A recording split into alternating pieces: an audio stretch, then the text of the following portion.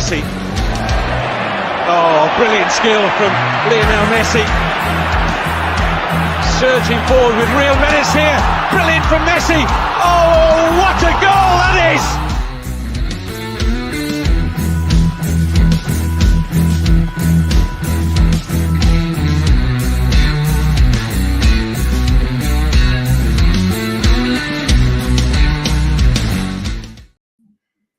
Yes, good morning. Savva here from Football Heritage TV. It's Tuesday morning. One of two chats this week, Tuesday and Thursday. And on Tuesdays, we get to be joined by these two.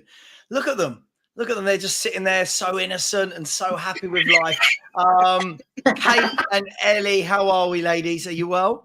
Yeah, not so innocent though. I mean, it was tongue-in-cheek and all that, Ellie. You know, I didn't believe it for a second.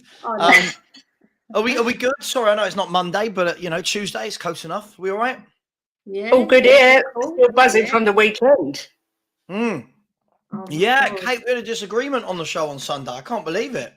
That's because I'm not Pertwee and I do disagree with you on occasion, Savva. Oh, look. Okay. Well done. Get in there, Kate.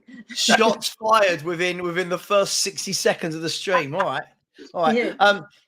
Yeah. Good morning to everyone. I hope everybody is well out there. I'll tell you what, I'm going to start off by saying, sorry, I'm drinking this disgusting shake. I'm doing this thing called the six-pack revolution.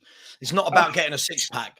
It's about a 75-day detox and cleanse where you lose 2.5 stone and you just the only thing that goes in your body for 75 days is good. Everything is good. There's no cheat. There's nothing. So I'm like, ugh. Anyway, do you know how I know we're getting good again, ladies? Do you know how I know everything is okay? Because when I'm going on to other channels with Chelsea fans, Man United fans, whatever fans you want, they're all saying, well, hang on, how comes Postecoglou can change Spurs around in 5 games, but Poch is looking, I'm not putting all the blame on Poch, but Chelsea look awful. Man United look, I mean, bearing in mind Ten Hag's been there 18 months, Man United look dreadful. And they're all saying, oh, we need a Postecoglou type. Yeah, Ellie, I mean, isn't that a big indictment of how well this man has done at this club? Yeah, get in the Greek, isn't it? If you get in Greeks, they fix everything. We do. Exactly. We're the fixers. Hire us Greeks for everything. Yeah, that's it. And I just think he's not just revolutionised the way we play, he's galvanised the whole club. Yeah. He's made us feel like we're special again. Even though it's just 5 games in, we can see that work in progress. And he said there's still more to come, which is lovely because he's not stopping on his laurels, Savva. He's pushing this team to even better heights. And I can't wait to see it. Yeah. It's crazy, isn't it? I mean, Kate, the key thing is they did a compilation the other day of all of his interviews and press conferences as Spurs manager, bearing in mind he's only managed 5 Premier League games, and he's so down to earth, so quick-witted with it. I don't know, just everyone, it feels like everybody has just clung on to this guy. It's like he's your uncle or something, isn't it? Do you know what I mean? It's like he's his family. It feels weird, doesn't it? He's my papa. I've already decided he's my dad. So Daddy Ange. I just love him. I mean, I literally... When you say that, that doesn't sound like how you want it to sound, just so you know. Sugar daddy. Why can't I ever just say anything and it sound innocent? It must be me. Well, I just don't understand. Daddy Ange. Daddy Ange. Yeah, all right, Kate. You've thrown me completely off now. No, I mean, I really, everything he says, he does give me that warm, fuzzy feeling where I just want to squidge him. I just think he's just such a good man. And I think we are so lucky to have him. When I think I was a bit sort of, oh, God, I'm not overly bothered about this guy. And now I love him. Mm-hmm. Yeah, I think that one of the key things is most people, Ellie, we're talking about in the summer is, well, not just the summer, let's be honest, for years, is we just want to see football. But it's gone past that. It's gone... And I know people will ever go at me and say it's only 5 games, and don't worry, I'm not one of the ones sitting here saying we're winning a double and all that stuff. But it just feels like I can't wait for Sunday. Yeah. And this time last year, I was dreading Tottenham Arsenal. I was absolutely dreading playing the Gunners. This year, I'm really excited about it. Yeah, same here, Savva. I'm relishing the opportunity to show that we are up there, all right, and to prove it, right? So we've got to go on that pitch at Arsenal and show them what we're all about, show them that we're not scared of them, and we're going to turn up. So many years we've gone there and not turned up. And not just that we haven't turned up, we've played goddamn awful.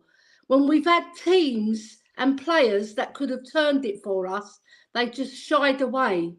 All right. So I wanna see us go on that pitch with all our heart and all our passion and all our skill, because we have got skill now and we know how to move the ball quickly. And you got your Doji.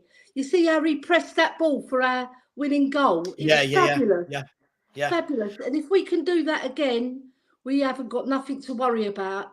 I know Arsenal are a good side as well, but we knocked them off their passing game, you know, and we've got to watch out Odegaard and Saka on that right hand side.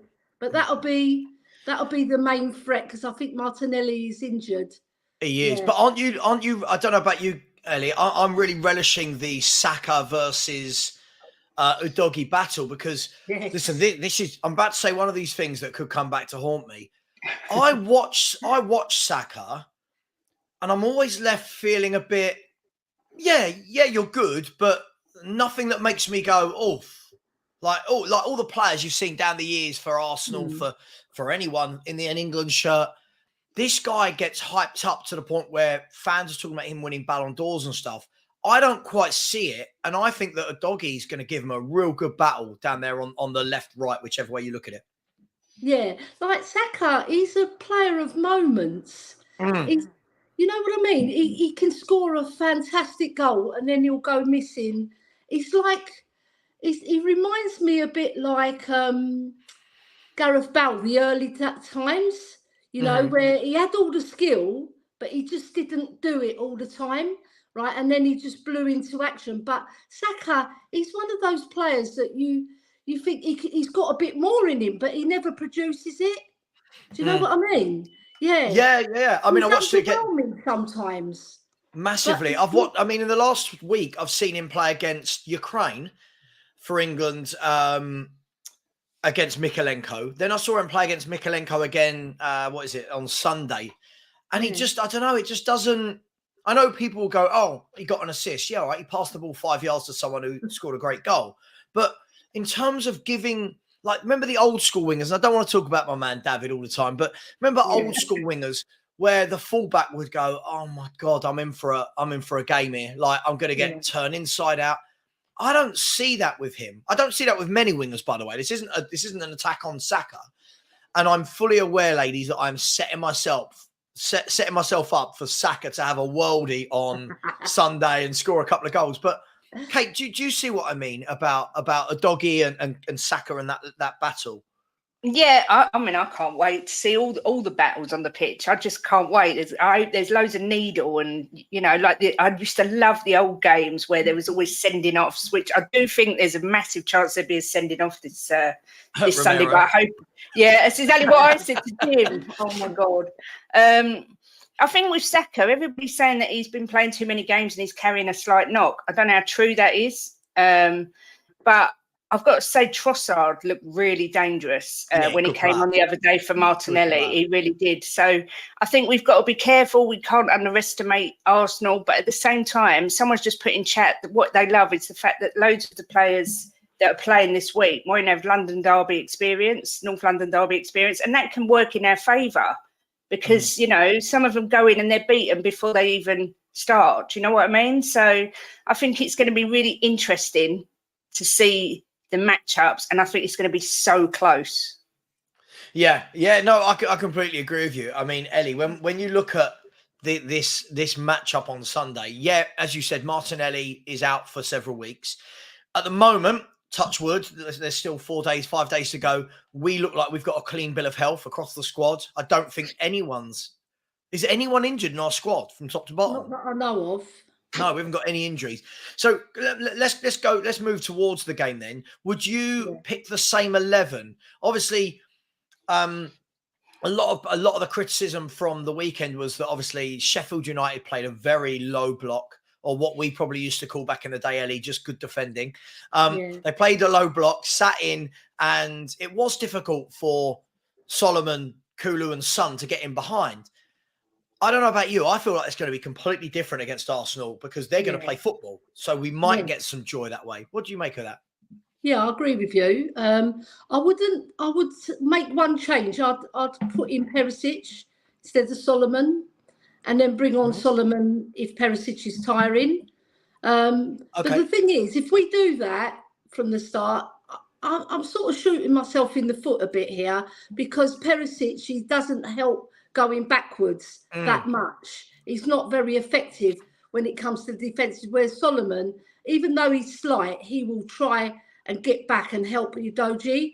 So I just think Perisic will offer us more, in terms of crossing, corners, where I think we've scored the most corners with Arsenal from this season. Corners this season, if I'm right.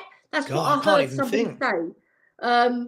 So I think in these big games as well, Perisic's experience is going to count. And I just feel that he deserves a start after that fantastic corner he did. And he'd done a few other things that were really impressive. But some people would say, oh, that's because he was on for just 20 minutes, which I sort of agree with. But I think if we can get a lead early doors, right, hold that lead, go to half time, and then just pulverise them in the second half, because we're a second half team. We are. We've shown it.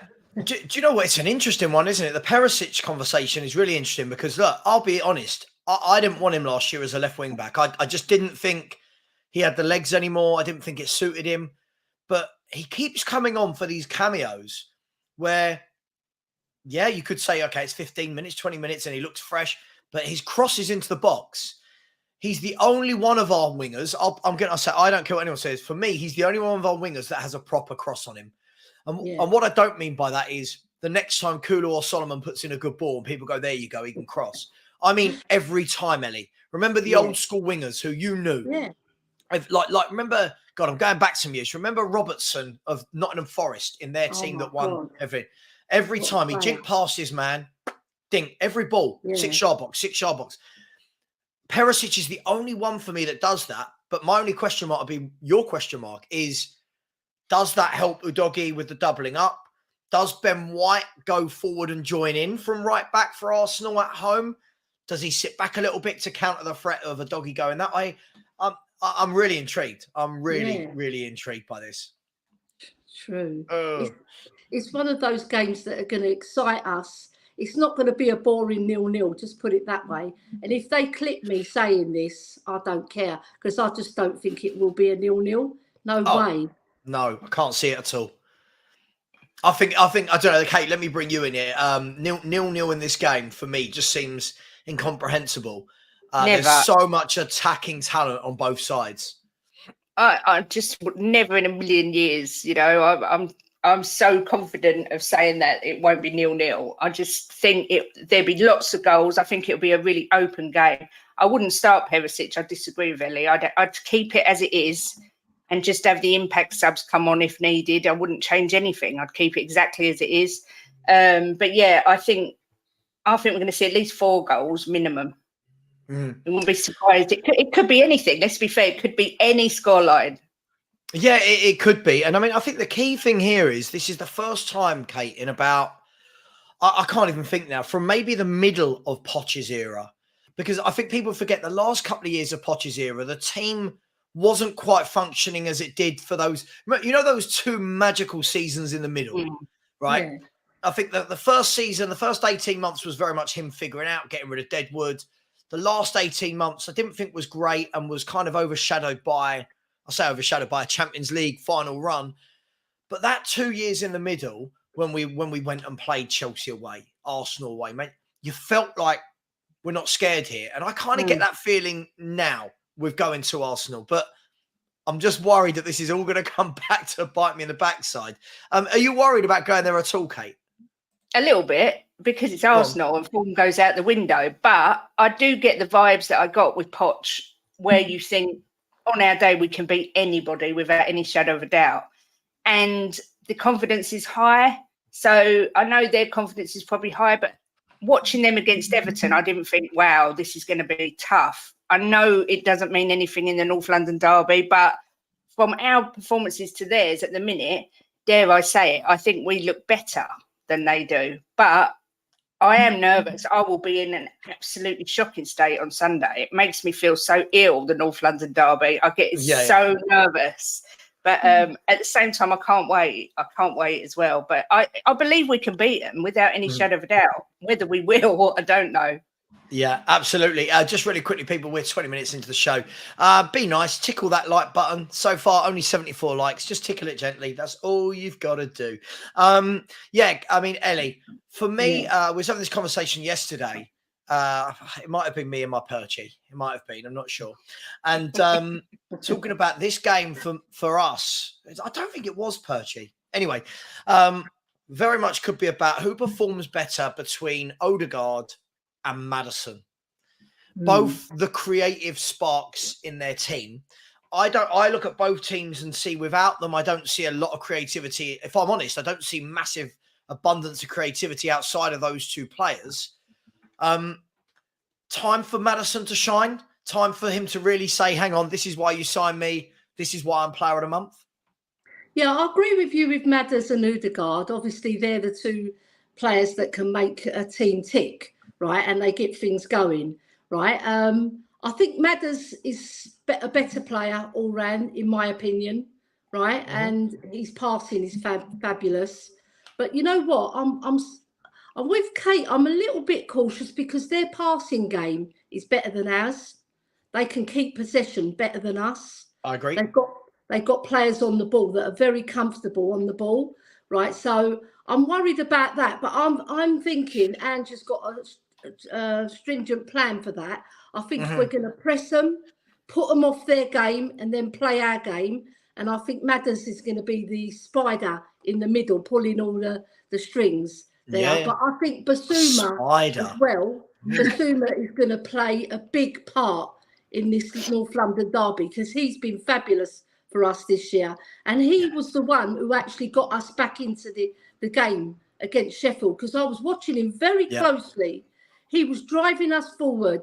He was encouraging. I know Madders was doing that to the fans, but Basuma was going under the radar, which he does. He's very unassuming. But I think Madders is going to be the one that makes us tick in regards to creation. Yeah. I make you right. I thought overwhelmingly against Sheffield United. For me, my man of the match was Basuma. Yeah. I think that his ability to... Do you know what? It's not just breaking up play. Lots of midfielders can break up play and lots of midfielders have a good engine. But it's his ability to break up play and within a second he's turned and he's driving. And that for me is something that not many people can do, that ball carrying. You know, Moussa Dembele was a master at it. You know, not just winning and giving, because lots of midfielders win and give, right? There's loads of footballers throughout the test of time, like they were called like water carriers, right? They'd win it, they'd give it, and you go, brilliant. That's what he's in the team for. Basuma's that next level for me. He's that, I will drive forward. I will add a bit of spark to this game. And then, like you said, Maddison is he's the cherry on top, isn't he? Maddison's the one that does all the flair and stuff. I mean, Kate, Maddison, Basuma and Sarr, if there was ever a game that we needed, we've been telling everybody, not me and you, Spurs fans, we've been telling everybody, our midfield's brilliant. Our midfield, maybe only Man City have got a better one. Our midfield's the best. These are the games where those statements are going to either come back and we go, well, we told you, or maybe we're not as good as we thought. Do you know what I mean? So that midfield's crucial, right? Yeah, absolutely. I mean, they showed the stats of Odegaard and Maddison based on the seasons they've been in the Premier League, and Maddison just edged it. So they're close in their stats, but I think Ange doesn't have a plan B. He plays the same way against everybody. He knows what he's doing. I really believe if we stick to our game plan and go into the game knowing we can beat them, Our midfield can overrun their midfield because our team seems they're so fit. And players like Basuma, if he loses the ball, he always wins it back. He fights to win it back. And that's I really believe. I don't think they don't concern me, the midfield. I know it is going to be a lot about the midfield. I'm more concerned about, this sounds silly really, but about where the goals are going to come from for us. I know that they haven't got the most inspiring strike force really, but I am concerned exactly where the goals are going to come from. But I think our midfield will come out on top of theirs, in my opinion. Do you know what? I think it's really strange, and I don't know what you ladies think about this, but for me, I look at Arsenal when everyone's fit, and I think to myself, a midfield three of Partey, Rice, and Odegaard looks special. I think it looks a real top European midfield. However, we've not seen that from Arsenal. They've not been doing that, and that's not what they're going to be going into this game with. Now, so far, every game this season, it's been Havertz starting in midfield, and the Arsenal fans have got on his back massively after 3 or 4 games, which is, because I'm not saying he's great, but just crazy for a guy 4 games into their career. The lineup against Everton was Vieira, who's a bit more of an Odegaard in the sense of he wants to get on the ball, he likes to create, he's a bit skinnier, hasn't got that big physique.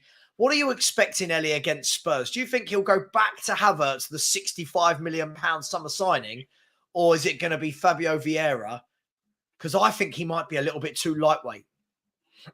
I don't know. I disagree. I think he's going to keep Vieira because he done very well against Everton, right? I was watching him as well because I thought he's very skinny, right? He reminds me of Brian Hill in a way for his physique. Right, but he's a tricky player. He's a very intelligent player as well. He doesn't lose the ball very often. He's stronger than you think as well on the ball. Like he went into a few challenges and won them. So I'm wary of him because he's going to be the one that goes under the radar. So we have to be careful, right? I don't think he's playing Havertz anytime soon because he hasn't shown anything to the manager. One thing about Arteta, he's quite loyal to the players that play well for him, right? Look what he did with Saka, not Saka, S-A-K-A, the other Xhaka, he persevered with him and he came good for him. So I don't see it. I just feel that he'll keep the same team because they keep the ball very well, those 3 midfielders. They're very good at passing as well. So we've got to be careful. We're not going to go in there too overconfident. We've got to, you know what? When you go on a football pitch, if you don't put the effort in, however skillful you are, you can be found out. Yeah, absolutely. I mean, look, Kate, the thing with this game is Spurs fans have been getting carried away, right? And I'm not saying they shouldn't. I'm not saying that's wrong at all. Yeah, we've been through so much crap for so many years. I get it. Everyone's on a high. We're going mad. People are getting carried away. We've got songs being sung about Ange, and suddenly Pochettino, who was everyone's favourite to come back, now all of a sudden he's dead, and we're loving Big Ange instead. And I just feel that this is so important to not lose this game because otherwise, the narrative from Arsenal, from pundits, from every other club is going to be, well, there you go. The first team Spurs have played that are any good and they've not won. Now, I know that sounds harsh, but I suppose that's what comes with putting players, teams, managers on a pedestal is that people can't wait to knock you down. So how important is it from that point of view? Or do you just not care what anyone else thinks? Well, I say I don't care, but I do because I'm going to hide if we lose in the cupboard for a week. The thing is, the first thing that's going to come out of everyone's mouth is that we're Spursy again. And what I want Ange to do more than anything is to get rid of that tag, get rid of the Spursy tag. I can't. Oh my God, this is going to come back and bite me on the bum. I know, but I cannot see us losing this game. I can't see it. I think Savva's face. No. Listen, I'm not saying we'll lose at all. I think, Kate, the thing is with me is sometimes people want me to just go that way or that way. And a lot of the time I sit in the middle because it's not because I want to sit on fences. It's because I've been here, seen it, done it before. I can think of many times where we've gone to the Emirates or played on Arsenal or a Man City or a Chelsea, and everyone's gone, it's different this time. It's different. And then you lose and you go, oh, well, that put us in our box. So I'm just wary because this is still the second best team in the country. They are. Forget that we're second at the moment. This is the second best team in the country that have had their manager for nearly 5 years now. Mm. We've got a manager who we've had for 5 games. And I think, I don't know, I just keep my feet on the ground, Kate. I think there's such a feel good vibe around the squad and the manager. He would make me believe I could do anything. If he asked me to run for a wall for him, I'd bloody do it. And I'm not getting paid anything. I'd just do it because he's just the man. Do you know what I mean? So I think there's this really feel good vibe about the team.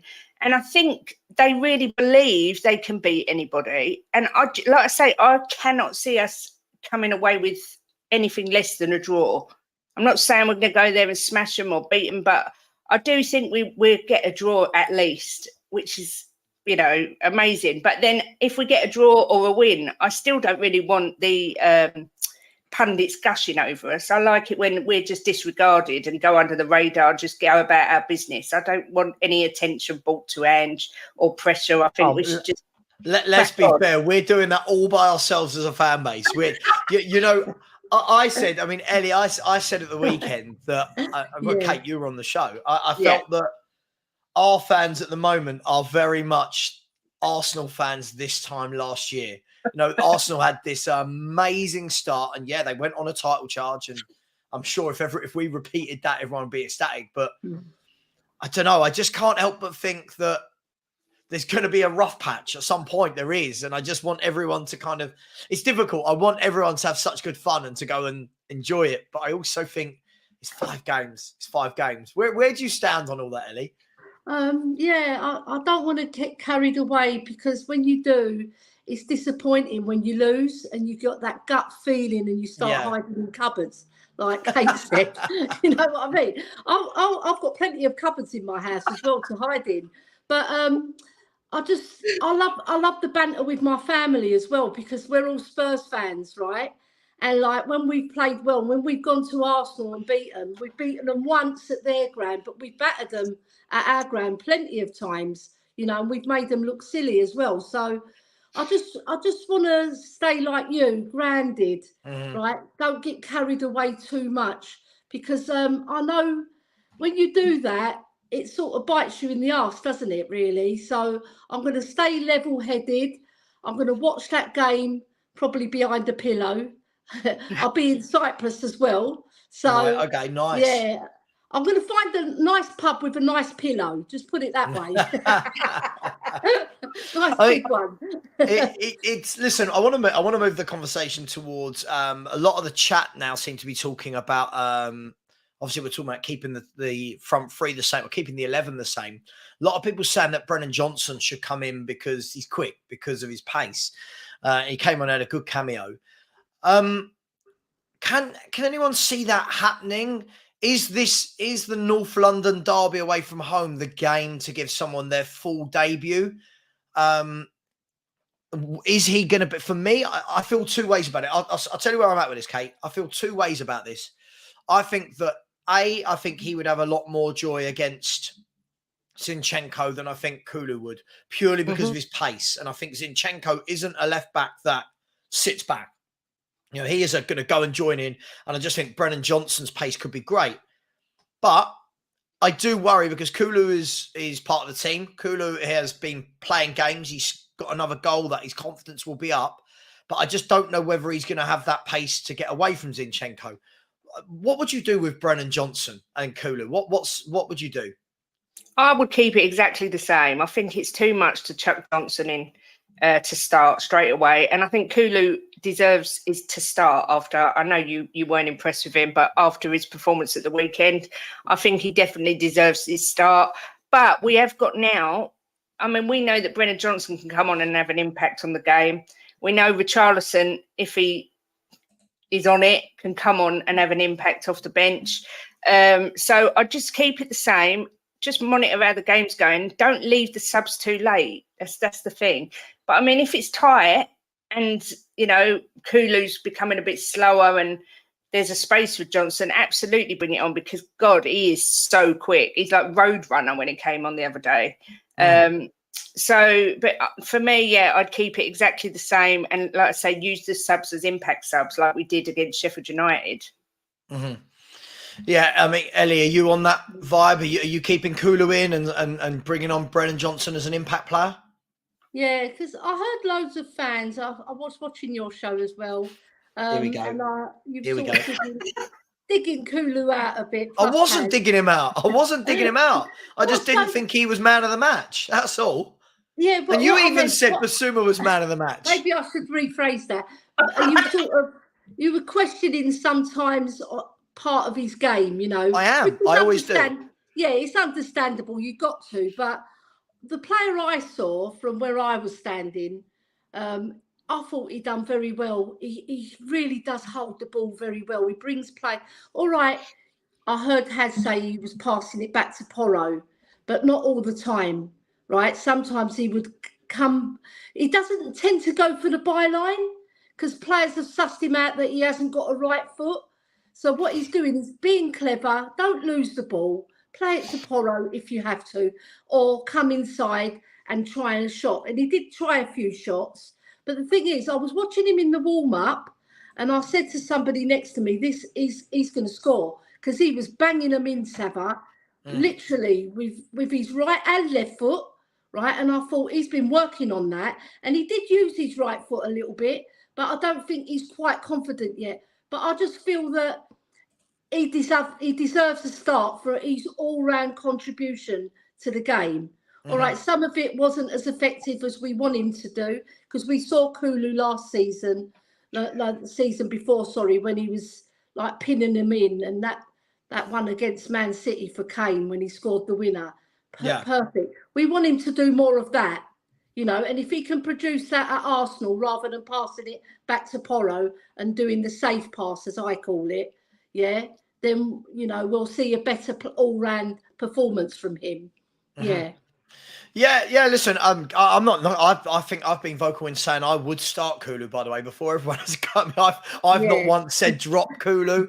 I just, for me, just me personally, I just want to see a little bit more. Then again, I'll be honest, ladies, and take this in a good way. The fact that we're second, I want to see a lot more from all our front three. I'll be honest. Yes, Sonny got the hat trick. Yes, Kulu's grabbed a couple. Yes, Solomon's had some good dribbling. I still look at that front three and think there's something not quite right. If I'm, listen, it can't be perfection, because we're not top of the league and we don't win every game. That's perfection, right? I look at, and I'm not saying it's ever going to be perfection. I'm twisting myself up here, but I just look at that front three and I don't know, something lacks for me. Just something. And I don't know. I know people will obviously go, oh, well, Kane's not there. But I still think it needs another ingredient, if I'm brutally honest. I don't know right now what that is. And I think we're going to see a little bit more of what it's all about against Arsenal, because Saliba and Gabriel are very good centre-halves. Do you know what I mean, ladies? Do you know what I mean by that? Of course. They're going to come up against two fantastic defenders who love to defend. You know, they're all blood and guts, aren't they, those two? And they're very good on the ball as well. You know, they can bring the ball out. They're not just good defenders. They can bring the ball out as well. But I just feel, yeah, I want to see more from our front three. And I want to see it in this game, because this game is the highlight of our season, right? Yeah. So if we can get through this and beat Saliba and Gabriel, and Zinchenko, although he's not a good defender, he's a good footballer. He's a very good footballer, and he's good at passing. So, yeah, we've got a big test there, Savva. And let's see if we can rise to it. Yeah, look, I completely agree with you. I completely agree with you. I mean, Kate, let's talk about Sonny. We keep talking about Kulu, but let's talk about Sonny, and then we'll talk about Solomon. Sonny, for me, I feel like he's got to grab a goal, because otherwise you then start looking and going, well, hang on, that's then 6 league games plus the League Cup game where he's only managed to score in one of them. And I'm not saying, by the way, I'm not saying he's playing terribly or badly in that, but at some point your forwards got got to be chipping in with goals every now and then. And this is the thing that you'll see. Like when you look at Man City, probably not the greatest example to use. When you look at Man City, Haaland will do nothing for a lot of the game, but the difference maker, he's there, he grabs the goal. For me, if we're going to keep Son through the middle, which is where I think he's got to play while we don't have another forward, I mean, these are the games where you've got to see some goals. You've got to see a goal. You've got to see him chipping in and getting shots away, right? Yeah, I think this game suits Sonny perfectly. I really do. I think he just seems to find space. He's quick. I'm confident he's going to nick at least a goal at the weekend. What you were saying about what we're missing in the front three, I just feel we're missing a tall, strong presence in that front three because Sonny can't header a ball. I know Richarlison come on, he's good with his head, but he hasn't got the skill set to go with it. I think we really miss a really tall, strong striker in there. I don't know who a target man who can hold the ball up. Yeah, I mean, I know I'm going to get slated for this, but when we was linked to just loaning Lukaku, I said to Jim, I'd take him because although he's a big lummox, he stays in the box and we get crosses in and he'll be there to knock it into goal. Do you know what I mean? We need like a fox in the box, someone like that. I just feel that's what we're lacking. But as I say, I think this game is perfect for Sonny. You know, if he can get the spaces, I can see him scoring at least one goal this game, hopefully. But yeah, it was the worst game ever for him at the weekend. He's just not good against the low block, and he was just marked out of the game. There's nothing he could do. He was just marked completely out of the game. But this weekend's his time to shine, I think. Yeah, definitely. I mean, listen, by the way, Ellie, I'm not having a go at Sonny about this. I felt for him on Saturday because there are going to be teams that stick 10 behind the ball and it completely nullifies all of Son's skill set, which is his finishing and his pace getting in behind. That's it. Let's be fair, that's his skill set. His skill set isn't dropping into centre midfield, linking up, spraying balls out wide. Are we going to see that all season then if he plays through the middle, that we're going to see some games where he's brilliant, like Burnley, and other games where we struggle to get him into it, like Sheffield United? Yeah, but also Son's skill set is assisting as well because I think he's got the best assist record in recent times anyway, so he can add that to our game as well. But I know what you mean. He's not one of these players like a Mark Hughes who can hold the ball up, you know, God, you know he was what I mean? Quality, wasn't he? Yeah, he was quality. You know, you play the ball into him, he's not losing it because of his strength. Whereas, even though Sonny, he's not lightweight in terms of his build, he's not quite a Mark Hughes, so he can't hold the ball up very well.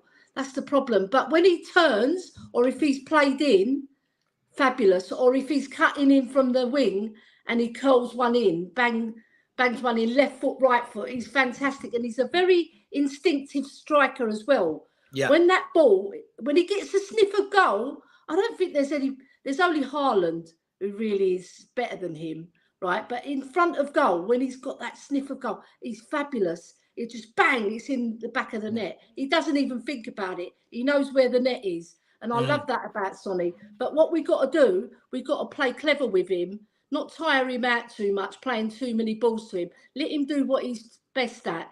Get him beyond them on the run, hit them on the break, but not like a counter-attack, right? Yeah. But just make sure that we play to his strengths rather than to our whole team's strengths, because he can hurt Arsenal. He's one player that, you know, they're going to give him a lot of special treatment, though. Yeah. Like, yeah, I mean, if you're... Sorry, just quickly, Ellie, if you're Gabriel and Saliba, I mean, they're good centre-halves. They've played together now. They know each other. Like, they didn't have a lot to do against Everton. I'm not going to judge them on the Everton game and keeping a clean sheet. But when you actually watch them, they hunt together. They're very good at nullifying forward lines.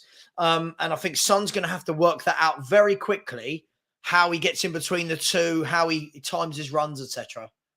Yeah. The only thing about those two, and I'll make you laugh now, is that I hate the way they high-five each other. And it's a bit too much. Do you know what I mean? Like Vicario's brilliant at it, but he does it in a really good way. Maybe I'm being biased, but when they do it, it's like they've won the World Cup or something, you know, because they've defended well. But those two, They are brilliant defenders, but Sonny, he's a fantastic instinctive striker. And if he gets that sniff of goal, then they're going to be picking the ball out the back of the net, I'm telling you. Yeah.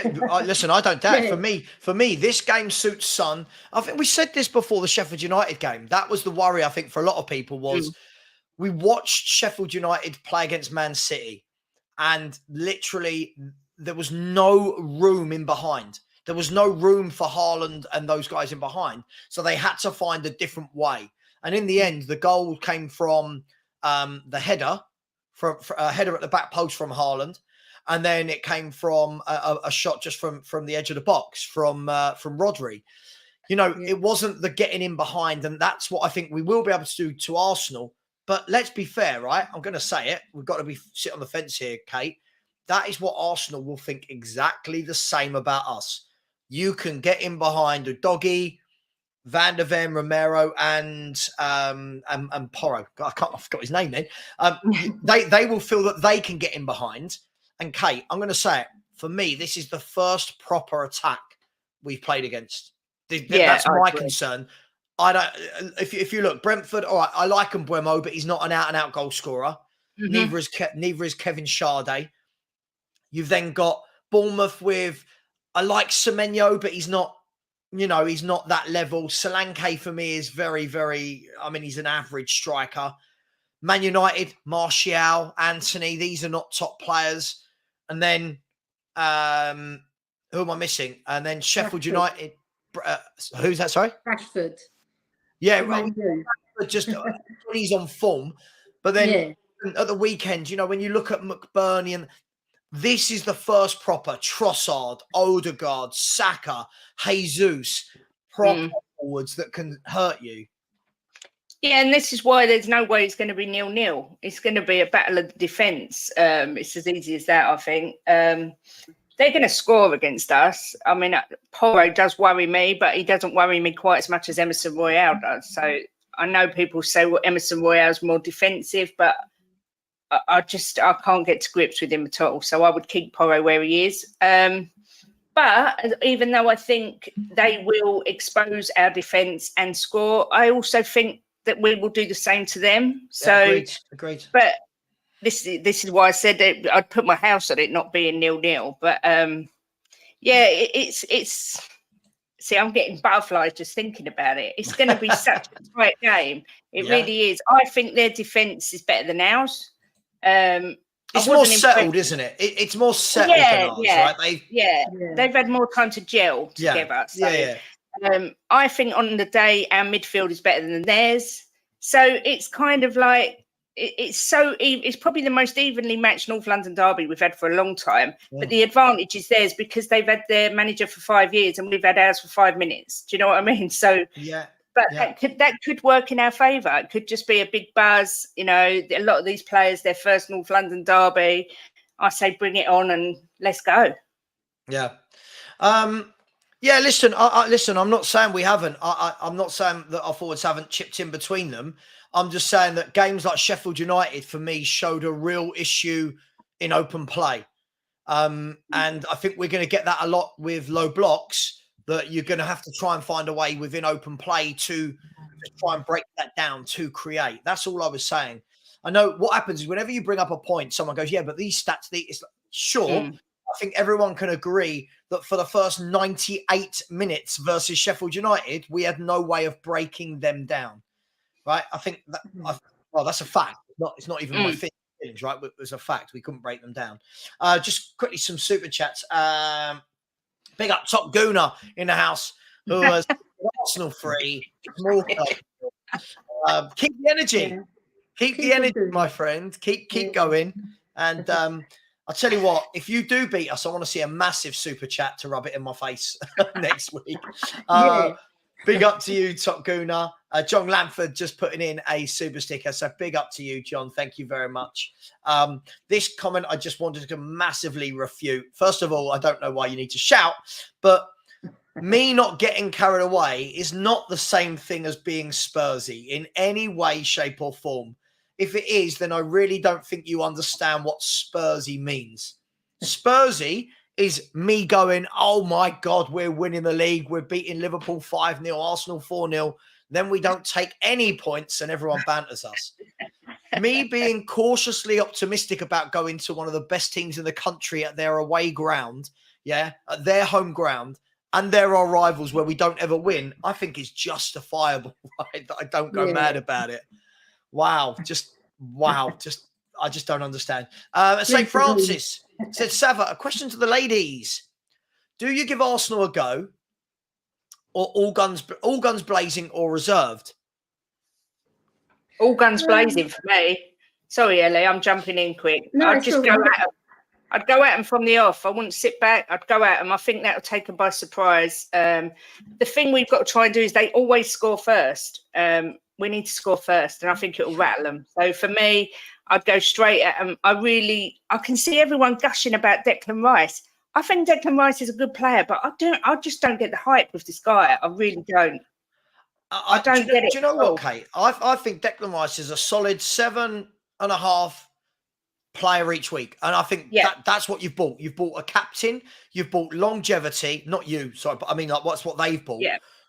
Someone that will play for 6-7 years. He'll get 400 appearances for them. He'll be fit for nearly every game. You know what you're going to get. He's a captain in waiting. I think that's what they've paid for. But lots of people keep going to me, oh, Declan Rice is brilliant. I think he does his job. I don't ever come off the pitch and go, cool, you were, he does his job, right? I don't get the hype around him. I really don't. But sorry, Ellie. For me, it's just go at him from the off. I don't have to apologise. I'm going to get my man Højbjerg in there. It's been too long. Right. 51 minutes. 51 minutes. You see, I'm slacking. But Declan Rice, I don't think he's anything better than Højbjerg. Honestly, if you go on the stats only, Højbjerg beats him. Right? You go on tackles, Højbjerg beats him.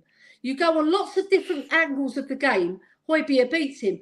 But what I think Declan Rice has got over Højbjerg, can carry the ball. He's a good ball carrier. He's not as good as Basuma, right? And he's very disciplined. And I think he's even more disciplined than Højbjerg is. But I think he's just overrated in my book. I think some people will hype him up too much. And I think he's okay. You know, he's not a brilliant footballer. But like you said, Savva, he'll give you 7.5 performances. He's steady Eddie, isn't he, in the middle? Yeah, I mean, listen, I'll be honest. If you, which day of the week I would pick Højbjerg over Rice would be the 8th day of the week. In my team, Højbjerg's getting in. I would never listen. We're going to have to disagree on that one. I would never pick Højbjerg over Rice. But listen, I like Rice. Rice is a good player. I get, like, they pay. Everyone can talk about the price tag, whatever. But the price tag won't really mean anything if he plays 6-7 seasons there. Turns out to be their captain for years, because I think that's the natural successor to Odegaard as captain for me. Declan Rice. You know what you're going to get. You know every game he's not going to have a mare. He's going to pass the ball simply. He's going to carry the ball forward. He's going to tackle. He's going to be good in the air. He'll pop up with the odd goal. But is he? I don't know. Me and Kuva had this debate the other day after the game against Man U, where everyone was going, "Oh, Rice was excellent." No, Rice popped up and scored a goal in the last minute. Other than that, I didn't see him do anything that made me think he was excellent. But hey, it is what it is. How the Gooners can even dare criticise our celebrations when Rice's celebration was embarrassing. I just think he's got the West Ham mentality still, I'm afraid. But for me, I think he's massively overrated. He's shone at West Ham because they're average. And I wouldn't have him in my team above what we've got. It's as easy as that. Just quickly, Big Boss Man, when you're saying you disagree that we did break Sheffield United down, well, we didn't, because we didn't score in 98 minutes. Sorry, I don't know if I'm being too simplistic there, but like you're not breaking a team down if they keep the ball out the net.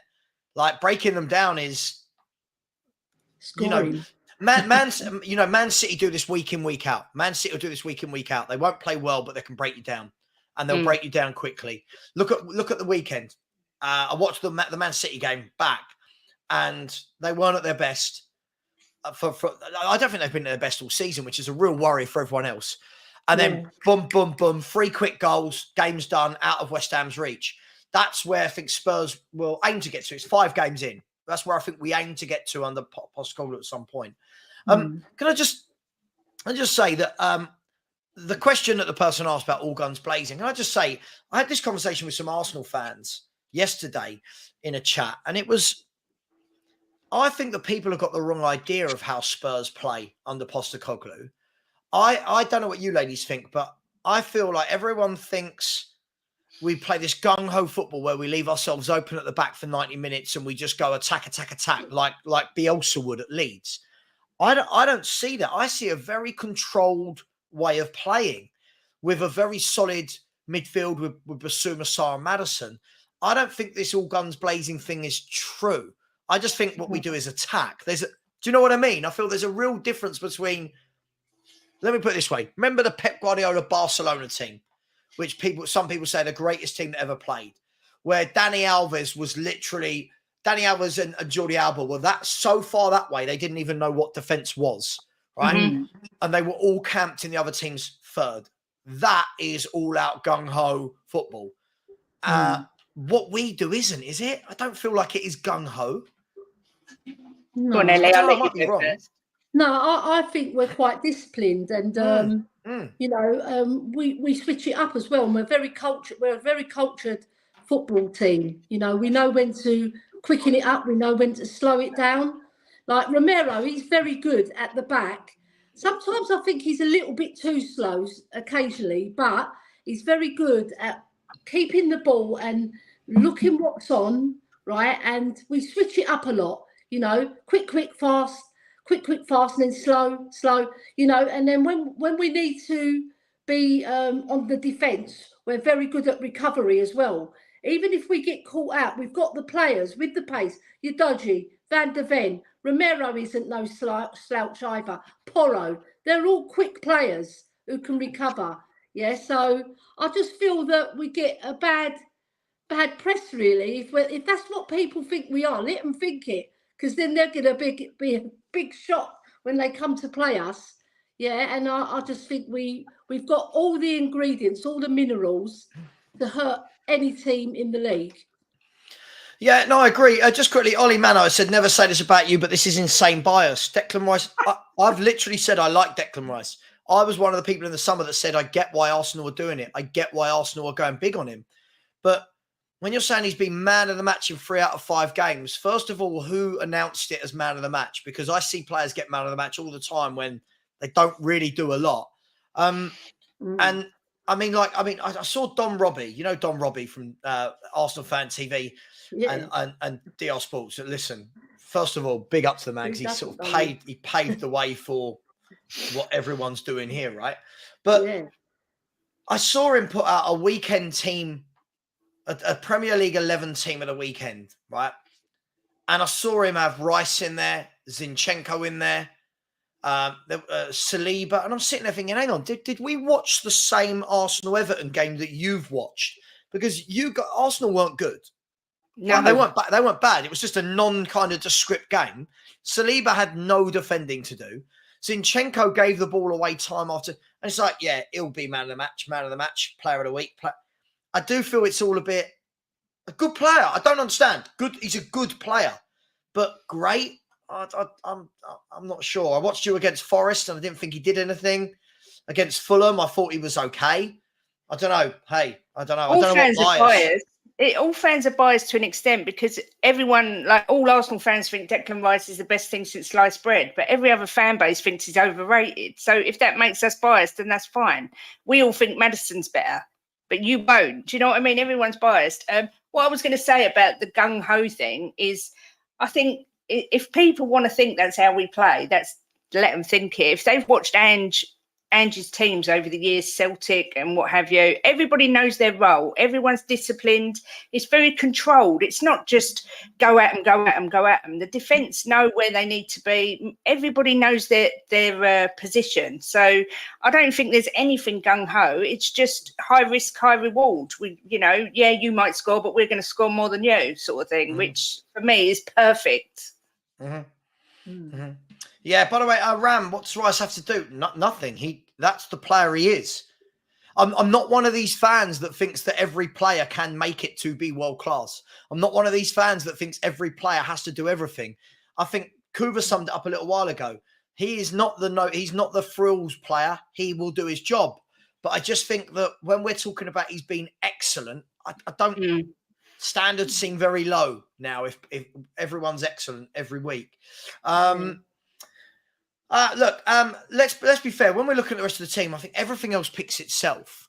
But Richarlison, we've got some people saying now that Richarlison should play because he offers that aerial threat. Ellie, for me, I think Richarlison, everyone knows my feelings on him, but I think if Richarlison is going to get minutes, I think it does need to be from the bench when we are resorting to whipping balls in. I just don't think that he's going to be effective starting games. What's your thoughts on Richie? Totally agree there, Savva. He can't start the game. He's not a good enough footballer, in my opinion. He won't hold the ball up. His general play is a bit slack. You know, he can head the ball, yeah, but you can't put him in front of Sonny. No way. I mean, you're taking away Sonny, who scores regularly. All right, this season he's only scored 3. But at least he's got on target. But I just feel that he lacks all-round finesse, you know? Yeah. And what he is good at is pressing. I'll give him that. Yeah, I agree. But we don't need to do that because there's other players who do it. Udogie, Porro, Sarr, Basuma, they all do it. And Maddison just finishes up all the creamy work. But I just feel that we can't start him. All the creamy work. Yeah, all the creamy work. It's like the Wonderful. cherry on the top work. Wonderful. You know what all the I mean? creamy work. Yeah, love it. Love it. Yeah, but I just feel that he doesn't deserve a start over Sonny either. Because Sonny's been a fabulous striker for us. Why would we drop him? You know, and he does score against Arsenal as well. Sonny. Yeah. He's a regular scorer against them. So let's go there with our strongest team. If we need Richie, there'll be something going wrong on the pitch, won't there? Well, that's the only way we're going to see him. That's a great way to put it. 5-0 up, and then he comes on. Yeah, that's a great way to put it. Yeah, I think you know he is the best option we've got at the club for whipping the ball into the box. Right? I don't think anyone doubts that. You know, Kulu, Sonny. I mean, I don't know Brennan Johnson in the air. I don't know, but you know, Kulu, Sonny, Solomon. Are these guys great in the air? No. Richarlison, that's his thing for me. That will have to be his thing as a bit part player. But Kate, what do you make of it? Any way in which Richarlison starts and Sonny goes to the left? Not in a million years, no. I agree. I think unless we're winning comfortably or we can't break them down, they're not going to see him even sort of get on the pitch, which I think is fair. I mean, he done his job against Sheffield United, but it's a whole nother level to be playing in the North London derby. So he's a good option to have, you know, if we need him, if we want to try something different, but start, not in a million years. Yeah, no. Absolutely. Talking about start hitting that like button, people. Over 55% of you have not hit the like button. It's really simple to do. It's rude as well. Lots of people in the chat talking about who will have the most possession, who do we think is going to sit back. I think the thing with this, Ellie, is I don't think either of the teams will sit back. I don't think either of these two teams have it in their locker to sit in and just let the team in front of them play. I think it's going to be a lot of end-to-end. A team will have 5 minutes of possession, then another team. Do you know what I mean? That's my feeling on it. Do you think anyone will dominate play? I think Arsenal will have more of the possession than us. Right. Because they're just all round better at possession. But it's how effective that possession is. I think we've scored more goals than them this season, easily. We have. So I think it's not who's got the ball, it's what you do with it, right? And I think our pressing is better than theirs, and I think we can put them off their passing game. If we put them off their passing game, they faff about a lot as well, Arsenal. I watched them against Everton and other games. They faff a lot with the ball. They just don't, they're not clinical enough for me, whereas we are. We get the ball in loads of times. We might miss a lot of chances, but at least we get it in there. all right? And I think that will pay dividends for us for the whole 90 minutes. And if we got another 12 minutes extra time and we're losing, hopefully we can come back and beat them again. Wouldn't that be brilliant if we could repeat that Sheffield United win like that? That'd be so exciting. God, can you imagine? God. I don't think a lot of people's heart rates would take it, would it, Kate? I mean, I know. I couldn't cope. I just don't know what. I mean, I can't believe I went through the Sheffield United game and didn't bite a single one of my nails. I think Sunday will be a different story. I don't think anyone will sit back. But again, I think their defence is obviously more settled than ours. So, but we are better in the second half at the moment, it seems. So I hope either we can get to the second half without conceding, if that's possible. Yeah. You know what I mean? I just think if we can get to the second half without conceding anything. Do you know what? I'm laughing. Someone's just put creamy work. That's thrown me completely, Ellie. Honestly, I can't get it out of my head. But yeah, if we can get to half time without conceding a goal, I'll be buzzing. Yeah, I think second half will play better. Do you know what? What I love about football more than anything is obviously we all sit here all week, whether it's on YouTube or down the pub or in the living room with your mates, whatever it is. We all sit there talking about this is how the game go, and I think it will be this and KG. A goal in the first minute from either team, and all of this goes right out the window, right? Do you know what I mean? Yeah. Like a goal goes in and you go, oh, well, that's that game plan gone. I just think a lot of the vibe I'm getting from a lot of people in the chat and from speaking to people every day about football, obviously, is people are just looking forward to it. And that's the key for me, is that we are looking forward to it. In terms of what this will do for us, like we talked about this on Sunday, Kate. Lots of people talking about just staying in contact with Man City because that's where their aspirations and hopes have gone. And cool, if that's your aspirations and hopes, mine aren't there. If I'm, call me negative, whatever, mine aren't there just because I think Man City are by far the best team in this league. But win against Arsenal and win against Liverpool, and all of a sudden we're flying and we're far ahead of a lot of teams in that league. But like we said, Kate, lose those two games. All of a sudden, is it back down to earth with a little bit of a bump for a lot of our fan base? I hope not. I kind of hope not, because it's the start of a journey. Do you know what I mean? I hope there's no massive reaction, because when Ange came in and after the season we had last year, no one would believe we're in the position we're in now, and no one would believe that we're actually going into these games with confidence. Yeah. Do you know what I mean? So I hope there's not this massive. Obviously, we'll all be disappointed, but it is literally just the start of a journey. It's been a matter of weeks since Ange came in. So all I want to see is, win, lose or draw, Tottenham to go and play the way we can play, give them a good game and not roll over and let them tickle our belly like we have done for the past few times we've gone there. That's progress for me. If we can give them a good game, regardless of whether we win or lose, that's a massive plus for me. Yeah. Sorry, this comment wins the day, doesn't it? Yeah. Most clubs go and buy the Brazilians with the silky footwork and the skill, and they become cult heroes. We've got Emerson Royale and Richarlison, but we did it before. Who's the Brazilians we bought before? We had was it Gilberto? Gilberto and Paulinho. Yeah. Paulinho, Gilberto, Lucas Moura. Head down, keep running, no end product. It's never the Brazilian playmaker where you go, oh, this kid's got all the flair and the skill, is it? It's always Sandro. Yeah. Sandro. Oh, I loved Sandro. So did I. What a beast. I loved him. Absolutely. I like Sandro. We're going to go for another. Injury, isn't it? Oh God, yeah. He was. I mean, he was always injured, but when he wasn't, he was a. You knew, again, a bit like Declan Rice, you knew what you were getting from him. Yeah. No frills, no spills. You knew what you were getting, and he was a big bugger, wasn't he? He was a powerful man. He ended up at my husband's team, QPR, and your career is not going very well when you're at QPR. Sorry, Tios. Oh, God, when you go down to the old Queen's Park Rangers. Kill me later. I mean, look, let's have this conversation honestly. And I know it's 5 games. We've got 2 tough games coming up. But what is the... I don't like the word ceiling. I just don't like it because I don't think anyone knows. Especially when we talk about players and we go, their ceiling's high. You don't know that. We don't watch them in training. We don't know their attitude.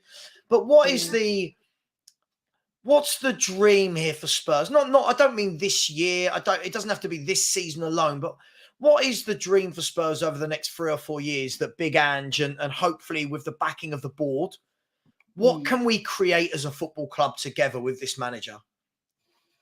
I know it's a tough question, but we've seen the grassroots being planted, haven't we? You know, he's getting every single player to believe in what he believes in, right? Which is a start. And then he says we've got more to look forward to because it's just the first start of what he wants to achieve at Spurs.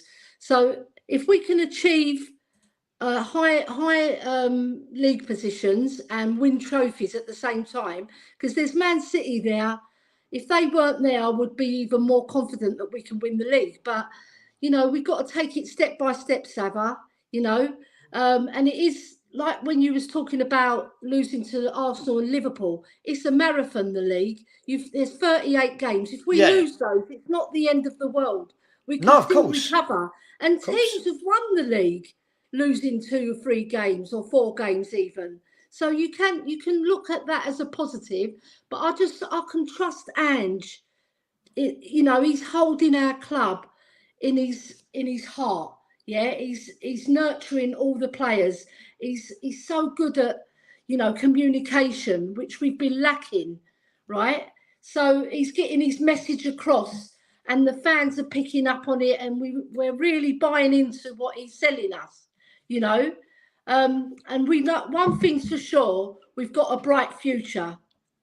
That is one thing for sure. Yeah. I mean, Kate? For me, getting a decent squad in place. I like the fact we're buying in these youngsters and bringing youths through. But I'm going to go outrageous, and I'm going to say, if Ange stays with us for 5 years, so if he gets, we will win the league before he leaves. Come on. That's what we're going to win the league in the next 5 years. Yeah. Yes. I'm going out there. Honestly, not because I think we're better than Manchester City, right? I'm going out on the dream of the Leicester scenario. The feel good. But you can't have one of those things without the other. To say that you're not better than Man City, you've got to be better than Man City to win the league from them, right? Well, you have, but you've also got to have a certain element of luck and things going your way, right? Yep. So on the season that we win the league, which we will. Man City might have 3 key injuries from January to the end of the season. Do you know what I mean? I'm not wishing that on them, by the way, but I'm saying little bits of luck can help you do these things and get over the line. Everything has to go your way, and it did with Leicester.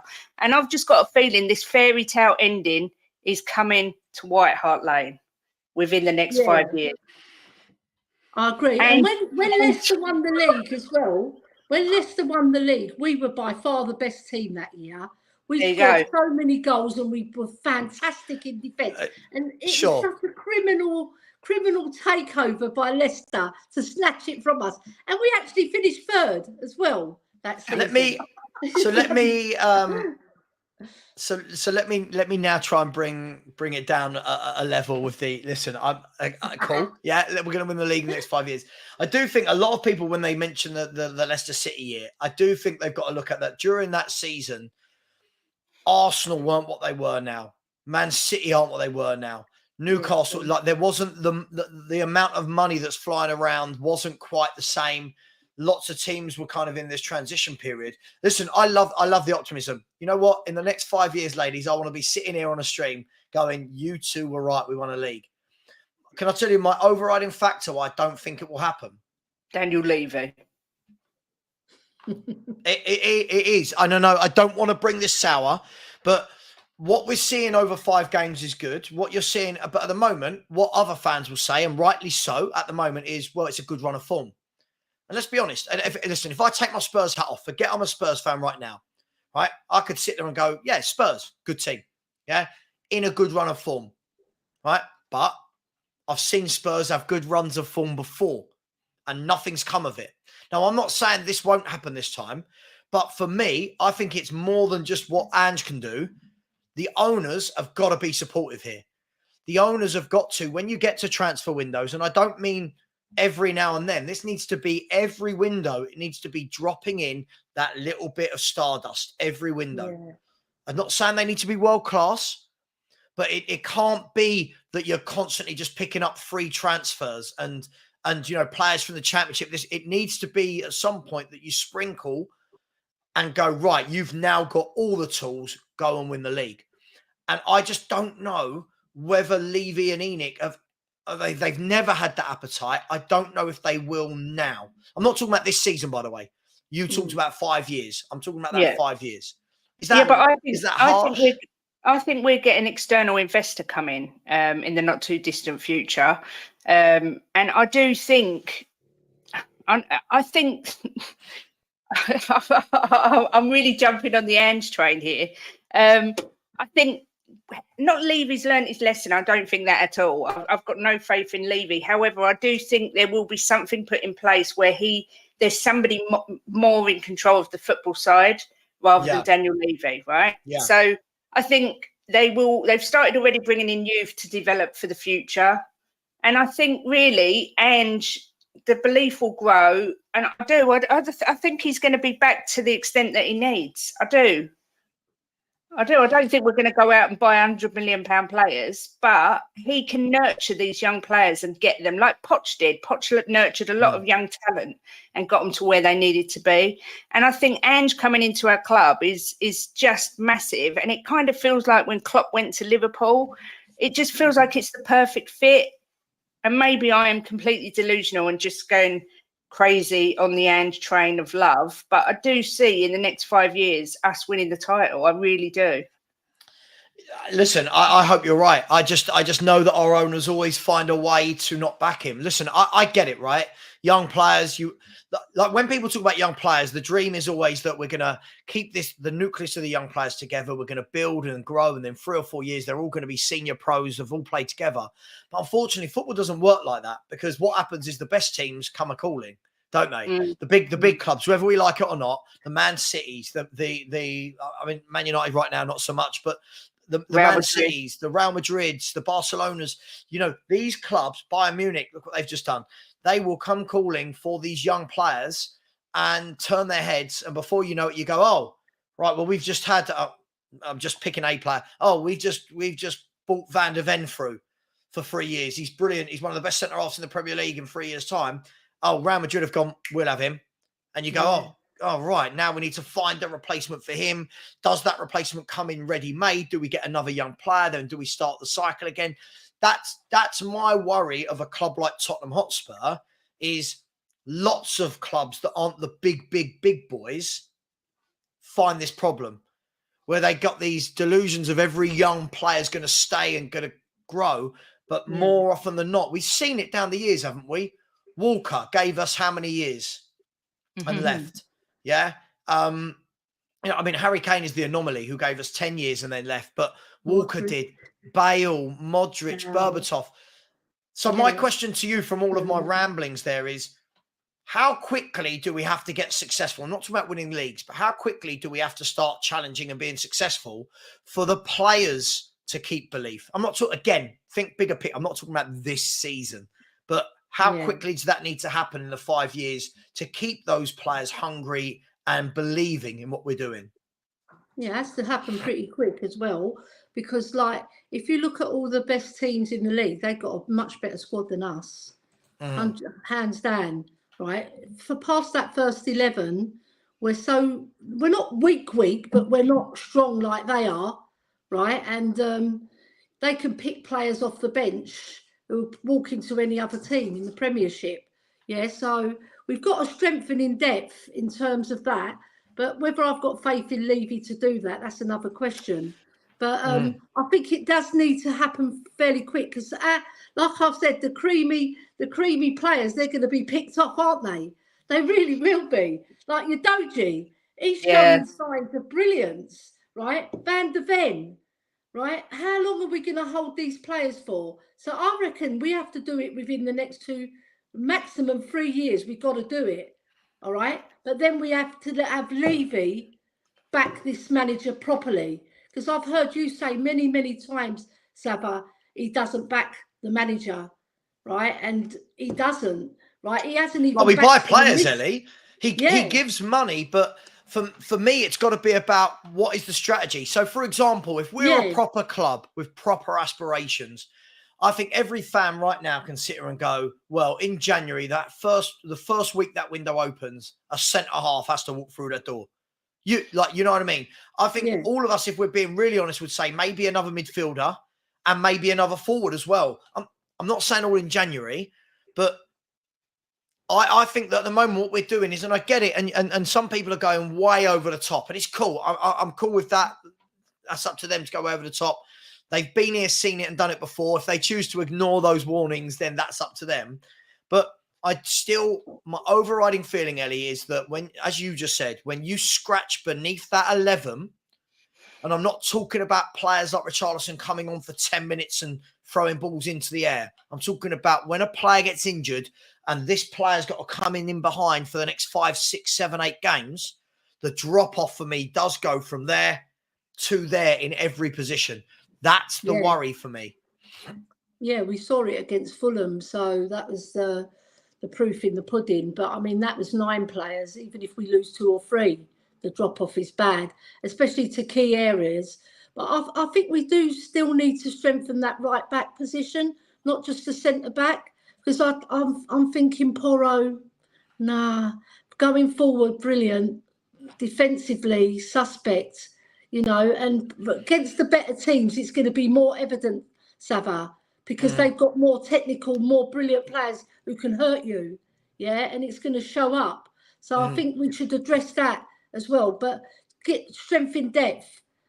We need it, because otherwise we're going to fall by the wayside, and all that good work Ange has done can be unravelled just because we haven't paid attention to these details that we do need strengthening.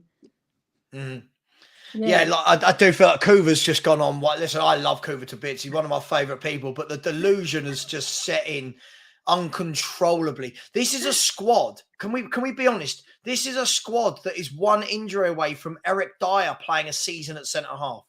I feel like I hate being that guy. Everyone calls me negative. I can't believe I'm being called negative for saying Spurs won't win the league. But it's madness, isn't it? Like, Spurs won't win the league. Oh, you're so negative. You don't believe. No, I don't believe that we're going to win the league. But we are an injury away, Kate, from Van der Ven or Romero. Right? I'll tell you, do you know how you know where we are? Right? If you remember last week, there was, oh my God, Romero's just been crunched. Look at this tackle. It's really bad. He could be out. Everyone lost their minds. Why? Because they know Eric Dyer is playing in his place, right? They know Eric Dyer's coming in. So all these people talking about winning leagues and believe, I'm sorry, an 11 doesn't win you a Premier League. An 11 cannot win you a Premier League.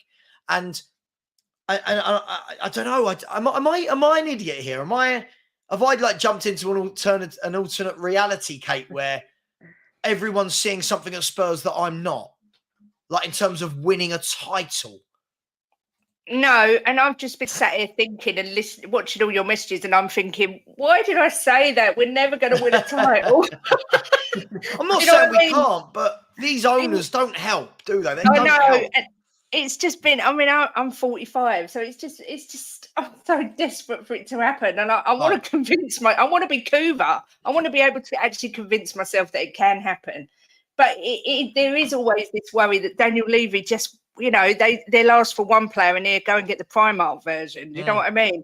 And I mean, it terrifies me when I look at you Doggy, because I can see Real Madrid coming in for him very soon already, because he just looks such a talent. And all the while, Levy's happy to sell our best players. It's going to hold us back. So, but no, I think when we say, hang on, Kate. When you say Levy's happy to sell our best players, doesn't that fall on the actual player? Like, I'll ask you a question right now, right? Let's use a player that let's use Christian Romero, right?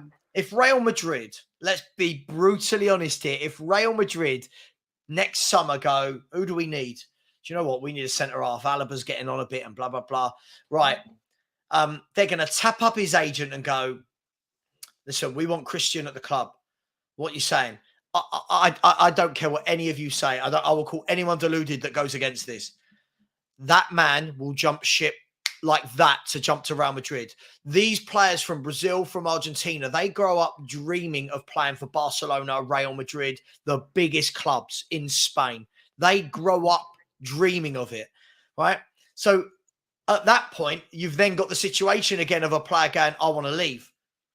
And Daniel Levy, at that point, what is Daniel Levy meant to do?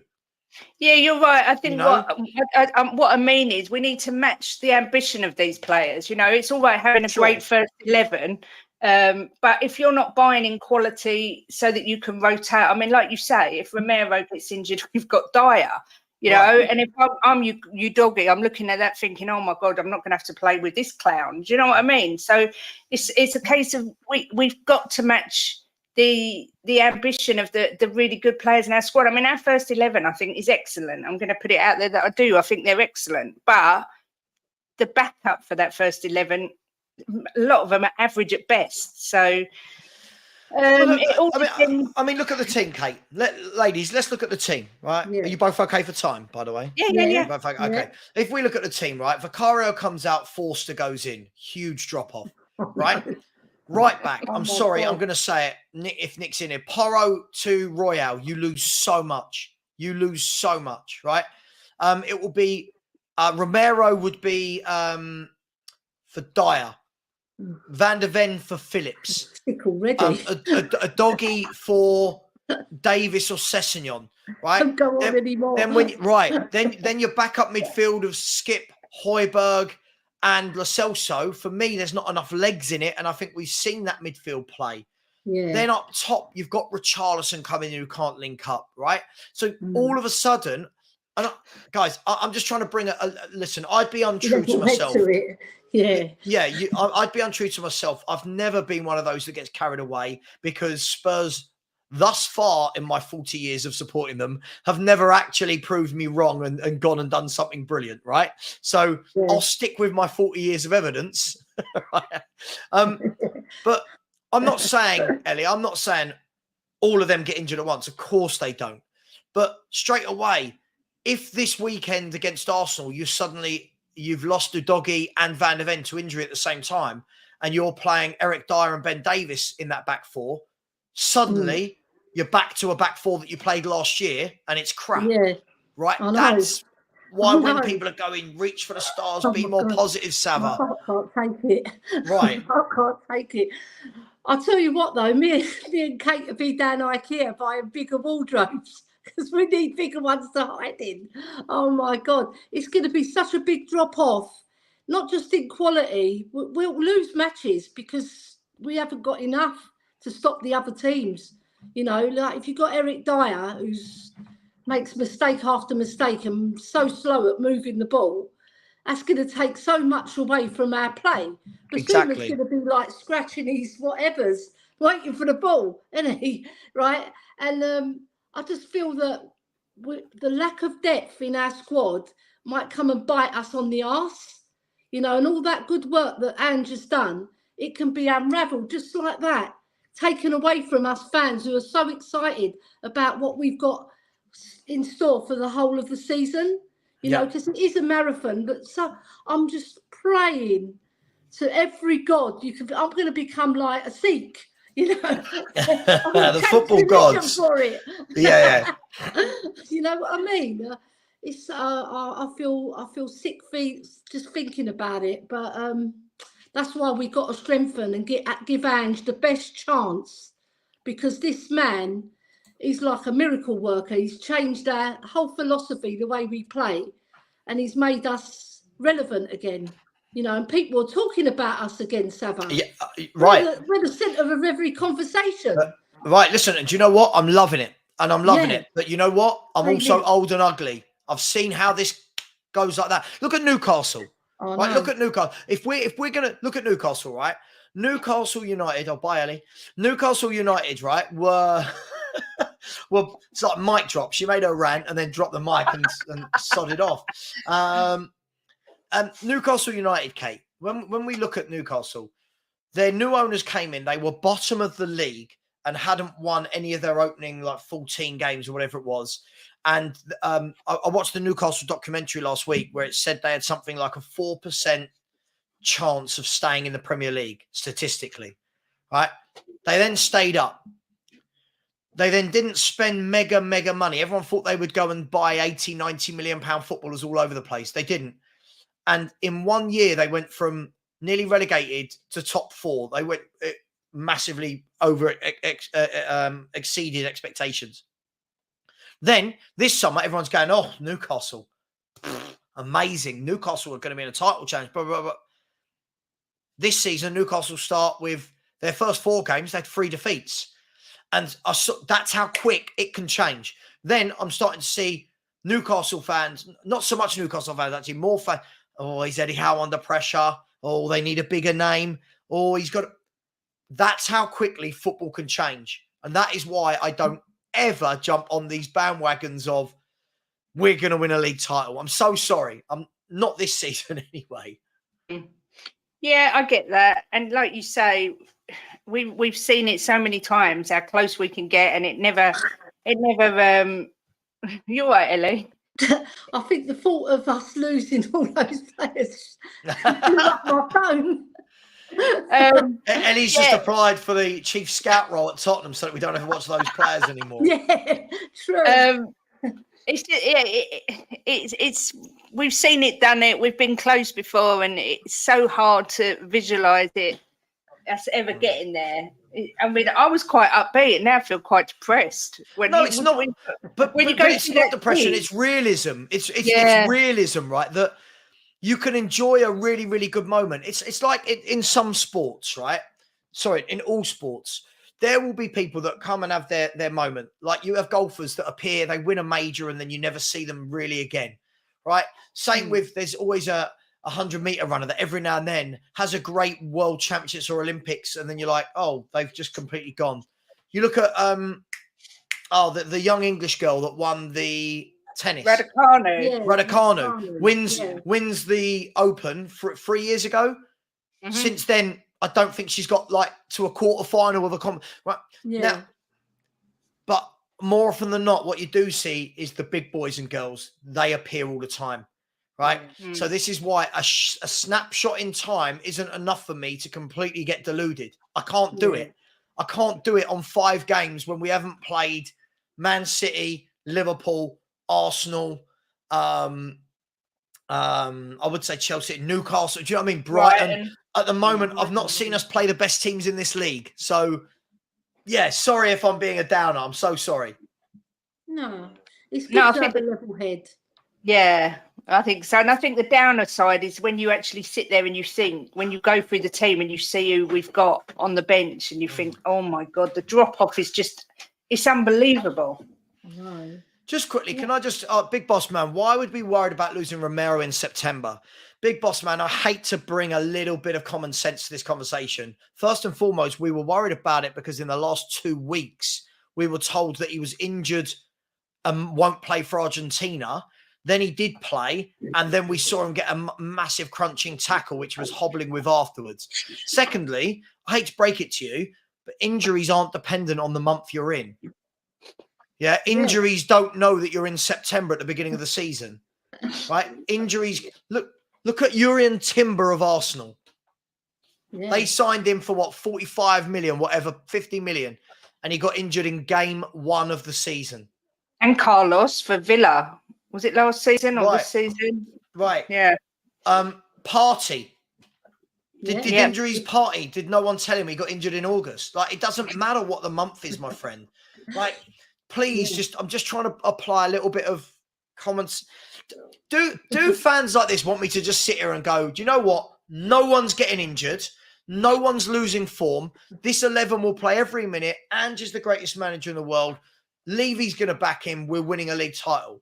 If that's what we want, then I'll change the name of my channel to Delusional Heritage or something. I don't know. I do want that, so that when it all goes wrong, they can come back and say, you're muddied.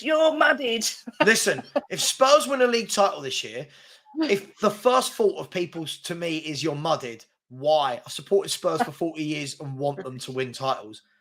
I hear this every year. I see this every year. We did it under Jose. Everyone was going mad when we were top. Do you remember? Yeah. Top in December. Nuno as well. Three matches in. If anyone can win a title and knows how to do it, it's Jose. How did that year finish? Right. So feet on the ground. Poch. Yeah. We're in a title race.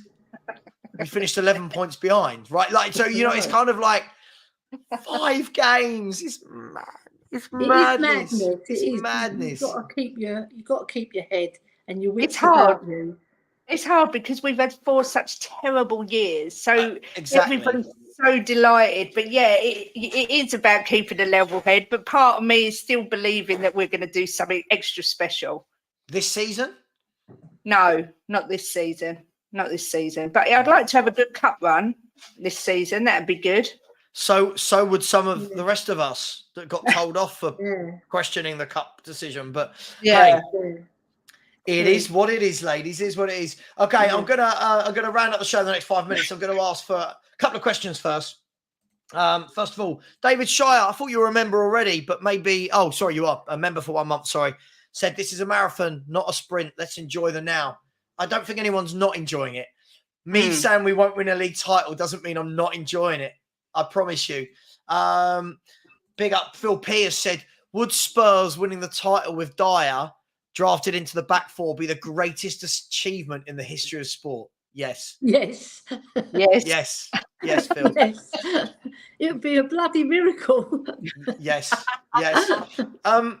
Before I get some predictions, this is an interesting point. We talked about quite a lot in the last week. Obviously, Arsenal played PSV at home on Wednesday night in the Champions League. And lots of people, I think, are trying to use that as they'll have played, we wouldn't have played, we'll be good. I'll start with you, Ellie. For me, I don't think it makes a difference because they're playing at home. There's no travelling. And then they've got 4 days in between the North London derby. And I don't think they're playing. It's not like they're playing one of Europe's elite. So for me, I don't think it has any bearing. What do you make of this? No, it doesn't have any bearing. Look, we played in Europe and we were playing league games. It doesn't matter. At the end of the day, this is a North London derby. It's the biggest game in both clubs' calendar, isn't it? They'll be up for it. We'll be up for it. Whoever goes on that pitch and gives it their all. And you know what? You can always give it your all and still lose, But at the end of the day, I don't think that's going to bear any, it's not going to stop Arsenal from going on that pitch and wanting to win, is it?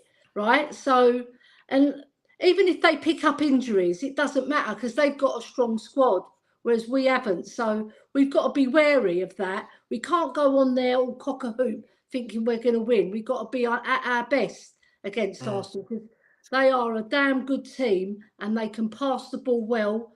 And we've got to be watching out for them because they've beaten us. How many times have they beaten us at their ground when we've had better teams than them as well?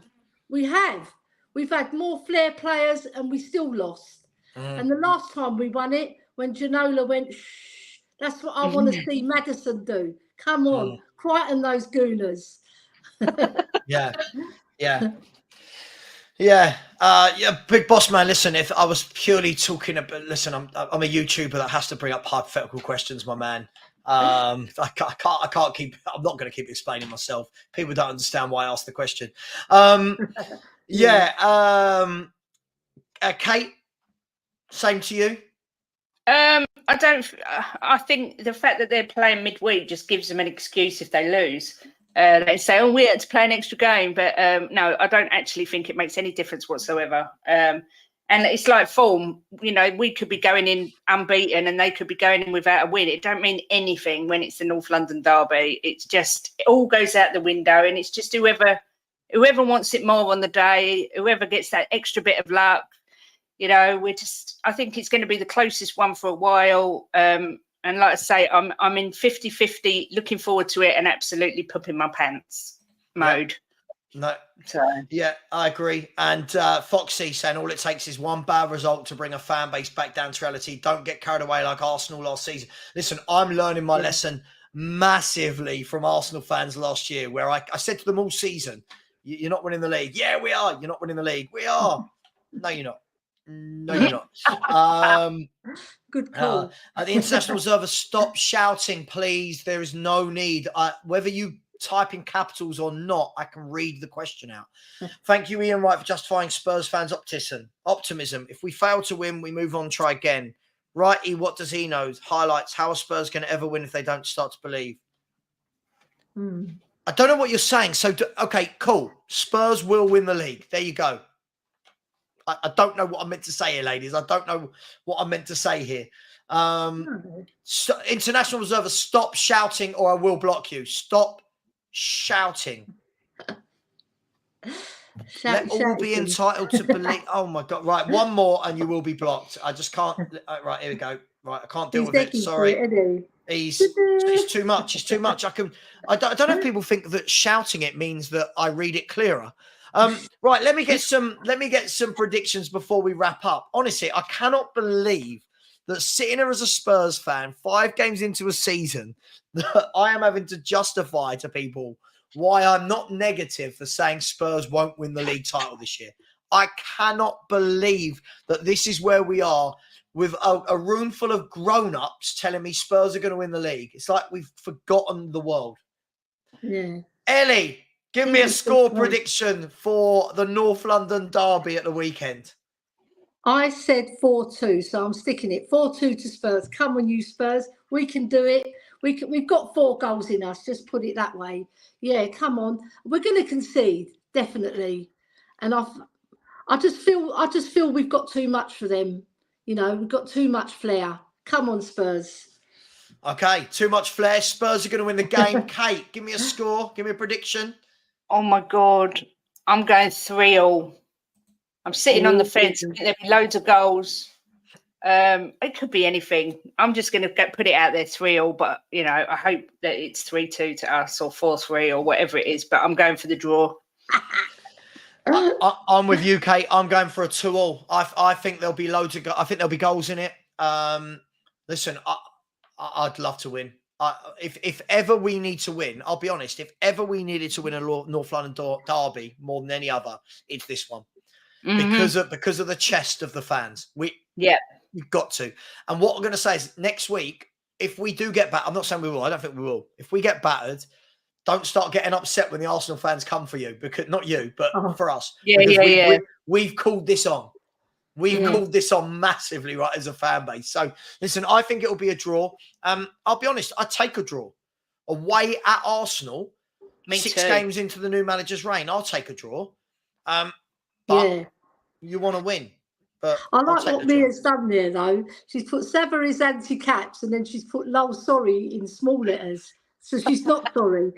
Mia knows what she's doing. Mia knows what she's doing. Look, big up to everyone. Thank you for all the sensible people that haven't shouted their comments at me.